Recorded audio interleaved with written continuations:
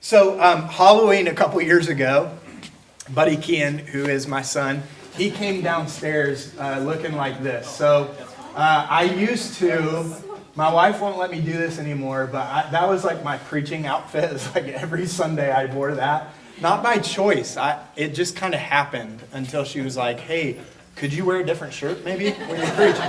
So they say imitation is the truest form of flattery, and that's true. So Buddy Kean came down, and man, I think what you see reflected in that picture is kids in general want to be like their dads. Everybody is born wanting to emulate someone, right? And even as our kids get older and it's not as cool to be like mom and dad, they're still emulating and they're copying someone.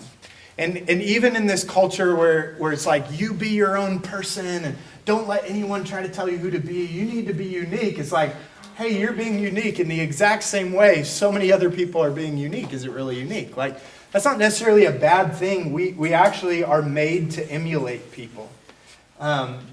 Good or bad, character is as much caught as it is taught. So you can teach a whole lot about character, but in general, people's character grow as they watch and see other people. So what Paul's going to do, Paul's the guy who wrote this letter to the church at Philippi. What Paul's going to do in our text today is he's going to give us examples to follow. He's going to give us people.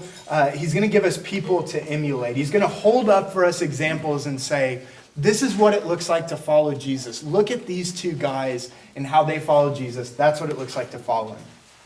Now, quickly, let me do just a recap of how we got to where we are. So maybe if you've missed a couple weeks or it's your first week and you're like, well, we're in the middle of Philippians. Am I already too far behind? You're not.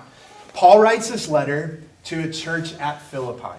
Philippi was a city in modern-day Greece, and Paul loves this church. The tone of this letter is like a good spiritual dad, right? You just read it and you're like, man, this is what a good dad would say to his kids. He wants them to grow in their knowledge of the gospel, and he wants them to love Jesus, and he wants them to be unified, and he wants them to display humility, and he doesn't do any of that through shame. He's not like, hey, what's the matter with you? Do better, try harder. He reminds them of Jesus like a good spiritual dad. So last week we saw that in light of what Jesus has done in our place, Paul tells us, work out your own salvation in fear and trembling. Follow Jesus, because it's actually Jesus who works in and through you to make you into what you already are. And lest we think, when Paul says, hey, follow Jesus, lest we think well, yeah, but Jesus was God. He was perfect, and you're Paul, and you're way more impressive than I am. Paul actually gives us a couple examples. Lest we say, yeah, that's Jesus and you're Paul. He's going to give us some examples to emulate. All right, so look at this text again. Verse 19 of Philippians chapter 2. It says, Paul writing to the church, now I hope in the Lord Jesus to send Timothy to you soon, so that I too may be encouraged by news about you. For I have no one else like-minded who will genuinely care about your interests. All seek their own interests, not those of Jesus Christ. So Paul, here's what I love that he's doing. In Philippians 2, 1 through 11, he gives us the supreme example of humility, and that's Jesus Christ. He says, hey, I want you guys to consider other people as more valuable than yours, or not as more valuable. I want you to consider their interests more highly than your own interests. And he says, I don't want you to just do that because it's a good thing to do. This is actually what Christ has done. He came in the form of a man. He didn't count equality with God as something to be grasped, but he emptied himself and he gave himself for you. And Paul's saying, follow that example of humility. And he's saying, this is what it looks like to do that. So when he holds out to us Timothy and Epaphroditus, we'll see in a minute, he's giving us examples of humility. So what we see in those first couple verses is that humility seeks Christ's interests above all. Paul specifically says that what's unique about Timothy and how he pursues and follows Jesus is that Christ's interests are above and beyond Timothy's interests, above and beyond anything else. He says, hey, there's other people that they're not like that. But Timothy, man, what is important to Jesus is what is most important to Timothy. Because humility seeks Christ's interests above all. So just a quick question to consider for you and I this morning is, where are you self-interested over and above Christ's interests? I think it would be helpful to say, if we just did like a Rolodex of your life, or put it up here, this is what your past week has looked like, your calendar the past week, this is what your bank account looks like. If we're just to do that, would somebody look at that and say, man, Christ's interests are above all in their life, and I see it reflected? I don't ask that question out of shame. Again, Paul's holding out Timothy and not saying, why can't you be like your older brother Timothy? He's saying, hey, Timothy's a good example of this. And we're meant to say, because of what Jesus has done, I want to follow Jesus just like Timothy does as well. Humility seeks Christ's interests above all. Look at how he continues in verse 20. Paul says, speaking of Timothy still, I have no one else like-minded who will genuinely care about your interests. Humility shows genuine care for other people. So it seeks Christ's interests above all, but it also shows genuine care for other people. What was so unique about Timothy is that he genuinely cared for people. You know how easy it is, and we got to make this about ourselves. You know how easy it is to care for other people, but you're only really caring for them for how they'll care for you in return? This never works this way in our marriage, right? I never am like, if I do the dishes, maybe she'll let me get this thing that I want to get, or it'll put her in a good mood, whatever it is. How often are we, even when we would say, yeah, I'm caring for other people, it's like, you can look at it, dissect it a little bit, and be like, no, it's your own interest that's motivating you caring for other people. Paul is saying that there are people who are like that. They're self-interested. They seek their own interests, but not Timothy. So when he's saying, follow Jesus, and then he gives us examples of humility, saying, hey, Timothy, he genuinely cares for other people. It's not to say that there's no one else who cares for other people. That's not what he's saying. When he says all seek their own interests, he's not saying nobody else cares like Timothy. He is saying that Timothy stands as unique. Timothy regularly is driven and motivated by the needs of other people. He genuinely cares for other people. He's the type of person that when you're sharing your story or when you're sharing something that's gone on in your life, he's genuinely listening. You're like, man, you're taking a care about it. He would remember details, right? He's the type of person that you shared something about your life, and 2 weeks later, he'd be like, hey, how's your son? How'd the surgery go? How's this going? That's the type of person he is. He's not the type of person who listens and is quiet while they listen just so that they can speak. You ever met those type of people? Or maybe, I'll be honest, I've been that type of people, right? Where it's like, I don't think I actually heard anything. I was just waiting for a gap in your story so that I could be like, yeah, well, the same exact thing happened to me, D.A. Carson says this of these kind of people. He says, be on alert for Christians who really do exemplify this basic Christian attitude, this habit of helpfulness. They are never the sort who strut their way into leadership with inflated estimates of their own importance. They are the kind who cheerfully pick up after other people. They're not offended if no one asks about them. They're too busy asking about other people. Isn't that incredible? They're not the type of person who's like, why doesn't anyone ask me how I'm doing? It's because they're so busy just asking how other people are. They're not offended. They're the kind who are constantly seeking to do good spiritually, to do good materially, to do good emotionally. They are committed to the well-being of others. Watch them. Watch how they act, how they talk, how they react. Talk with them. Learn their heartbeat. Imitate them. Emulate those who are interested in the well-being of others, not their own. That's what D.A. Carson says about this passage, and that's what Paul's trying to hold out to us as something that's unique about how Timothy follows Jesus. He's holding it out, and he's not holding it out like, hey, for those of you people who are high on the empathy scale, here's an example of somebody to follow. For those of you who are like, you're low on the empathy scale, you get a pass on this. He's saying, no, this is what it looks like to follow Jesus. So a question before we move on is, where are you being invited into more genuine care for others? It's okay for you to be like, man, if I'm honest, I genuinely do think of myself more than others. It's really easy with these type of texts to start thinking about people that you wish were here. And you're like, they need to hear this. My husband, my wife, they skipped this morning. This was not the morning to skip. I want them to be right here, and you do that? You think about your own thing more than me? We got to admit, we're all far more self-interested than we'd like to let on. So just ask. Ask the Lord, like, hey, would you show me where I'm not genuinely caring for others?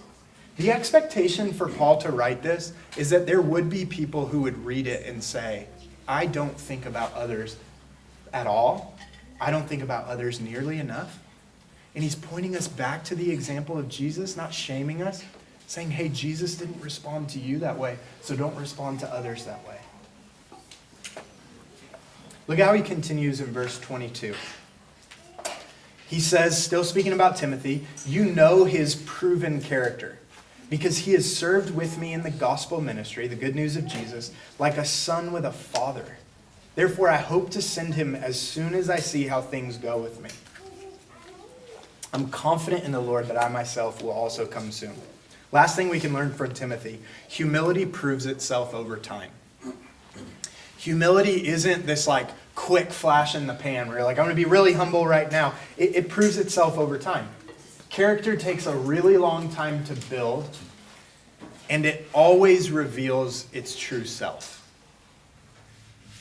That should be a bit of a terrifying thing. Because I think like we're pretty good as adaptable human beings, and it's easy for us to fake the funk but not for long. I remember my dad telling me one time, like, hey, your character, your true character will always be revealed. And Jesus does that actually because he's kind. It's not to trap you. It's not any of that. It's actually him, like he wants you to see what's in your heart. And often he'll do that. If you're not quick to repent yourself, often he'll do that by exposing it to other people. And what you try to keep hidden and try to just manage on yourself, Jesus will just say, hey, I'm actually not going to give you the option to do that anymore. I'm going to let a whole bunch of people see what's really going on. Now, that is horrible. That's happened to me a few times in my life, where it's like, oh, my character that I try to keep hidden, it's now on display for everyone. I don't like this. It may not feel kind in the moment, but it's always kind. If Jesus were to just let you, how unkind would it be to Jesus for there to be darkness in your heart that you've learned how to hide really well, and for him to just be like, okay, I'm going to let you do it. I think that's actually one of the most severe forms of judgment that Jesus often gives, is letting us stay in the shadows, letting us continue to hide. Humility proves itself over time. Character always reveals itself. Whatever you got going on, bring it into the light. Bring it into the light. Now this next section, he starts to talk about Epaphroditus. And I couldn't find a cool thing to call it, like humility. Not that humility proves itself over time. That's not particularly cool. But it's just called Epaphroditus and humility. You'll see why, okay? Epaphroditus, listen to this story.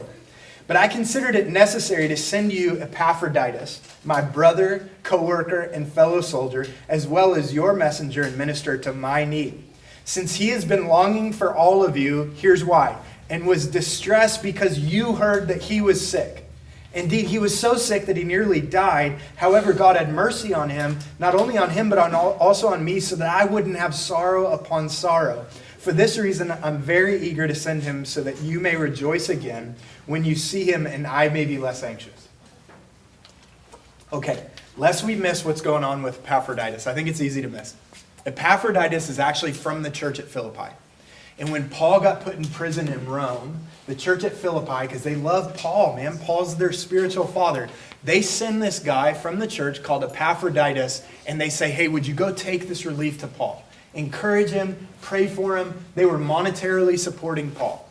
Somewhere along this journey, Epaphroditus gets sick, and he gets so sick that he almost dies. This sickness was not like it lasted a week or two, because if you think about it, Paul's in Rome.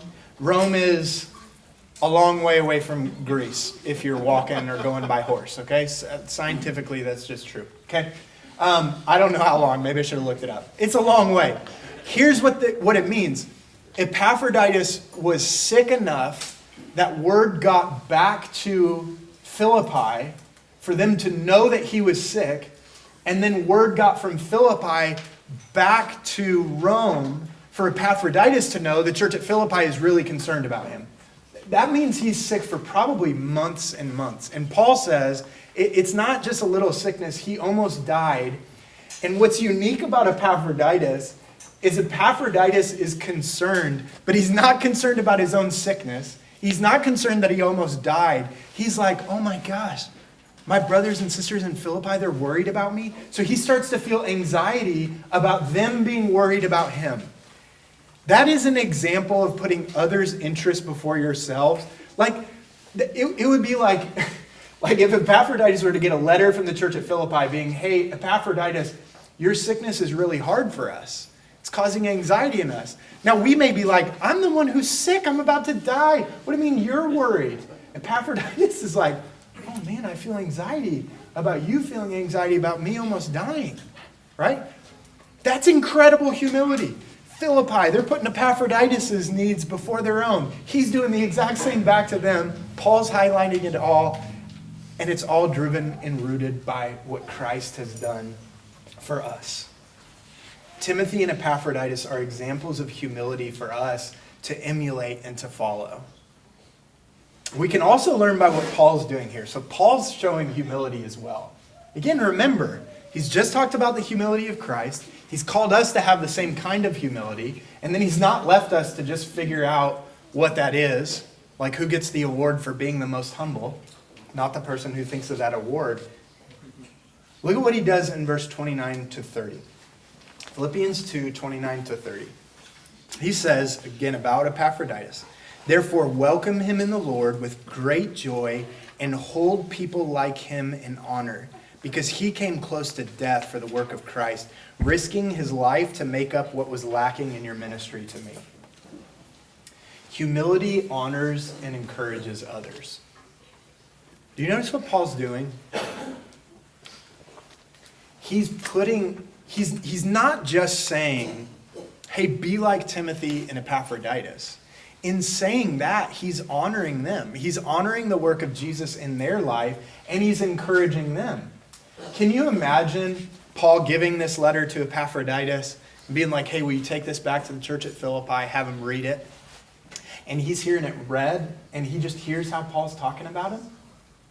That's an incredible thing. Paul's encouraging and he's honoring Timothy and Epaphroditus. Here's my hope for us as a new church. I hope that we have a high culture of encouragement and honor. Like I hope that I hope that there are people who feel a bit uncomfortable by how much we encourage and honor one another. That are a bit like, okay, it's a bit much, right? Now, that's biblical. That's not just like, oh, of course, in 2021, we're just going to all tell each other how awesome we are. That's biblical. Romans 12:10 says, love one another deeply as brothers and sisters. Take the lead in honoring one another. The New Living Translation says, take delight in honoring one another. The English Standard Version translates that, outdo one another in showing honor.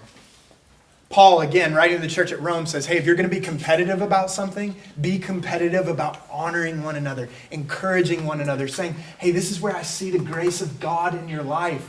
I'm so proud of you for how you're following Jesus this way.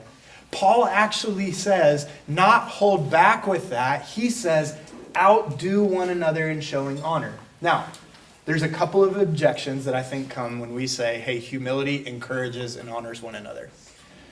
One is you being like, I don't really need encouragement. I'm good to go. It makes me feel weird. I don't like it. I'm not one of those people who needs encouragement. Again, just here's what the Bible says.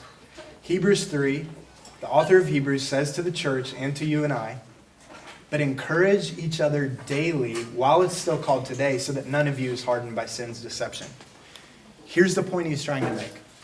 He says encourage everyone. Not just like the people who on the Enneagram, it looks like they need encouragement, or Myers-Briggs, you're like, oh, their personality type, they need lots of encouragement, lots of words of affirmation. Other people were not as needy for that. He says everyone. Encourage each other every day, as long as it's called today. Here's the point he's making. It's not just that you and I need to be encouraged. He's saying we're not going to make it if we're not encouraged. Some of you husbands need to hear that. Like, you need to know that your wife is not going to make it without your encouragement. Some of you wives need to hear that. Your husband's not going to make it without your encouragement. That's what he says. Again, that's not like, he just says, encourage one another every day while it's still called today so that you won't be hardened by sin's deception. Sin is lying to you daily, and one of the means by which we fight sin's attack on us and on others is by encouraging them, saying, no, man, you are a child of God. He set his love on you. He's for you. Here's the ways that I see you following Jesus. It's so easy, in general, for most people to sit down and tell you all the ways that they're missing it. You're like, how are things going? Well, here's all the things that are terrible in my life. Here's all the things that I wish I could do better. We need each other to see grace in each other's lives. So this is for everyone. And it's like he knows that we're going to object to this. Do you know, he says, encourage one another every day as long as it's called today. That's like him saying, hey, you won't need encouragement whenever whatever day you're living on isn't today. Like, it's not referred to as today. That's him in a, like, I think some people don't think there's any kind of sarcasm or snarkiness in the Bible. I like that. It's there. He's like, hey, every day, as long as it's called today, whenever it's not referred to as today, you won't need to encourage one another. Every day. We all need encouragement. I think there's another objection. And that objection is something like this. Maybe you've been encouraged this way. And maybe I've done this. I've given people encouragement in this way. Hey, I don't want to make your head too big. Well, like, you ruin your encouragement by being like, hey, not to puff up your head. I just want to remind you, you're not awesome. Here's something that's kind of cool, but you're not awesome. Right? So, like, hey, there's lots of grace. Some of you have done that with me, right? You've been like, hey, not to puff up your head. And I'm like, well, that really encouraging thing you said doesn't feel so encouraging anymore, right? It's okay. There's grace for that. No one you meet today is going to be under threat of being over-encouraged.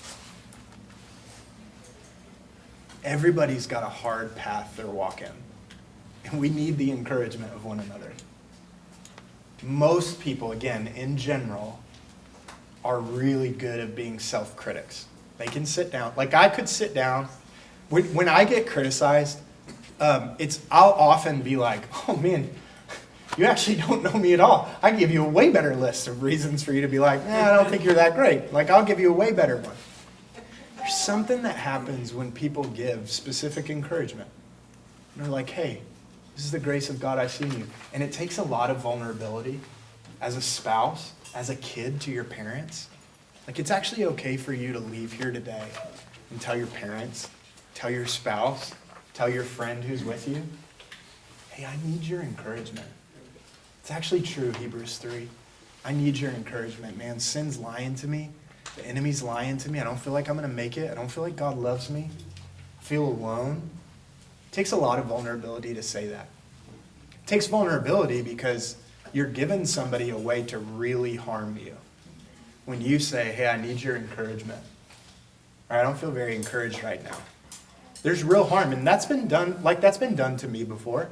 I've admitted that to people, and in those moments, they've come in with a blade. It's not easy. Follow the example of humility seen in Timothy and Epaphroditus. Seek to show encouragement and honor like Paul. There's one thing that I think is missing from this text. Not from the text. Whoa. Hold on.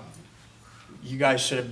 Okay, good. I'm glad there's somebody who's like, whoa, we're about to go into accidental heresy. Quick side note. Preacher ever says there's something missing from the text, okay? You can throw the yellow flag on that. You can walk out. There's something missing from the commentaries I read about this, okay? That I think is clearly in the text. The importance of spiritual friendship. Timothy and Epaphroditus were Paul's friends. He really loved them a lot. They're not just co-workers. They're not just co-laborers. They're not just fellow missionaries. They were friends. They had a deep spiritual friendship together. Here's how I know that. Listen, think about Do you talk about other people like this? Paul says, I have no one else like Timothy. He says, hey, Timothy, he served with me like a son would with a father. Now, we've lost that a bit because culturally during this time, whatever your dad did is what you would do as a son. You would start working with your dad in the fields or as a blacksmith or whatever your dad did. As a kid, you would start working with.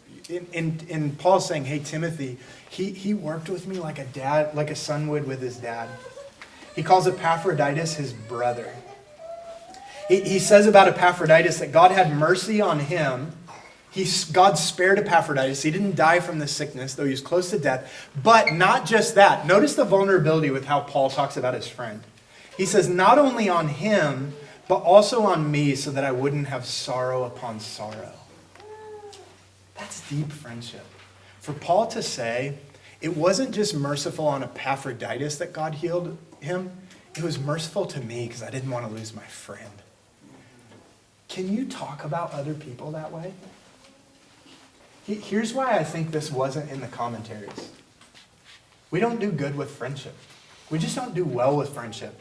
Especially if you've taken some hits from friends and you're like, nah, I just need Jesus. Nobody else. I'm not going to let anybody else in. Maybe your friends turn their back on you. Like, Paul didn't do life alone. For him to be able to say that about Timothy and Epaphroditus meant that there was real friendship there. Lone rangers are dead rangers.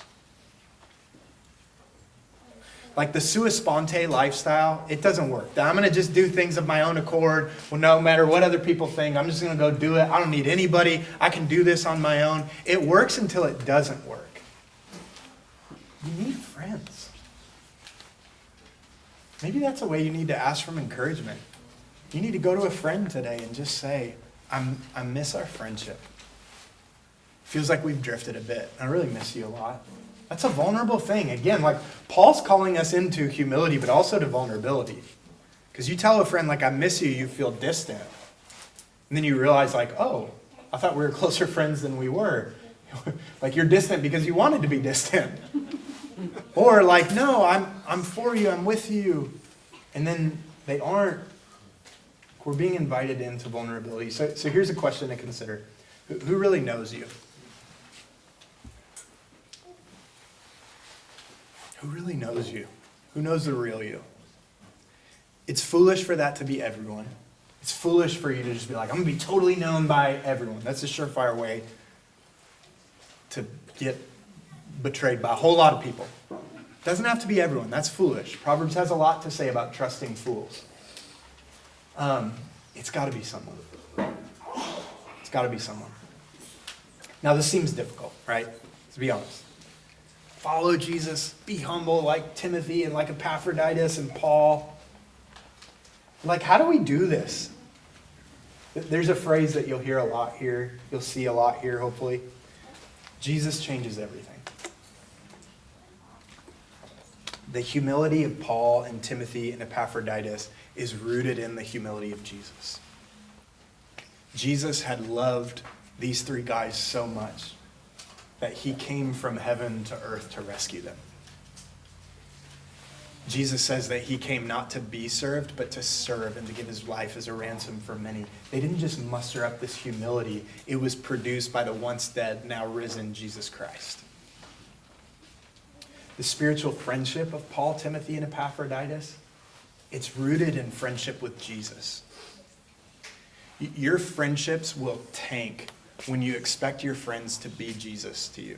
What I mean by that is like, I have some really deep friends. Some ones that I'm grateful for. Some ones that if they were sick and God healed them, it would be like, man, God is being gracious to me because I don't want to do life without him. The reason those friendships are so deep is because neither of us expects the other to be Jesus. Meaning, he's going to let me down. Right? Like one of my best friends in the world is Josh Curry. A lot of you have met him. He's been here preaching. Like, he's going to let me down. He's not always going to be there for me. He's not going to be perfect all the time. And when I release that kind of pressure from him to be Jesus, the depth of our friendship is amazing. You will crush your friends if you expect them to be Jesus, and you're disappointed in them when they're not Jesus. Their friendship was rooted in friendship with Jesus. And so as we pursue humility, as we pursue friendship, we need to remember Jesus Christ. And Jesus was really kind to help us in that. There's a reason that we have this meal every single week. There's a reason that we come to a table with bread and with wine, and we remember Jesus' body broken and his blood shed. And I want us this morning to remember this in a unique way. A lot of times when we take communion, we'll come down and you'll tear a piece of bread and get wine or juice, depending on your convictions. And then when you're ready, you'll take it. Maybe you'll pray with your family or your missional community. I want us to take it all together this morning. So here's what I'm going to ask you to do in a moment. We're going to stand together, and I just want to ask you to come down, take a piece of bread, take wine or juice, depending on your conviction, but then go back to your seat. Don't take it. And we're going to take it all together. And the reason we're going to do that is we're going to remember Lone Rangers are dead Rangers. You need the church. You need spiritual friendships. Jesus came for you, yes, but he didn't only come for you. He came to bring you into a family. And so we're going to all together, all at once, celebrate communion. So if you would, stand with me.